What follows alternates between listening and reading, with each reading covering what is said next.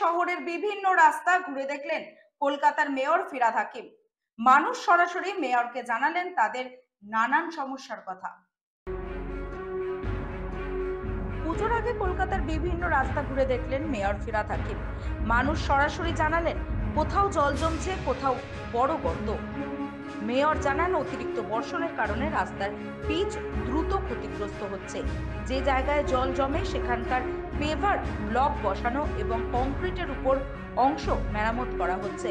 জোকা, বেহালা এবং গড়িয়া এলাকায় নর্দমার সংস্কারের কাজ চলছে। পুরসভা জানাচ্ছে রাস্তা মেরামত, প্যাচিং এবং ড্রেনের কাজ ত্বরান্বিত করা হয়েছে যাতে পুজোর সময় সাধারণ মানুষকে এবং যান চলাচলে কোনো সমস্যা না হয়। রাতেও কাজ বাড়ানো হয়েছে যাতে দিনের সময় যান চলাচল বন্ধ না হয়। মেয়র এবং প্রকৌশলীরা নিজে মাঠে থেকে কাজের অগ্রগতি দেখছেন। শহরের কেন্দ্রীয় রাস্তাগুলোতে ড্রেনেজ আপগ্রেড এবং মেরামত করা হচ্ছে।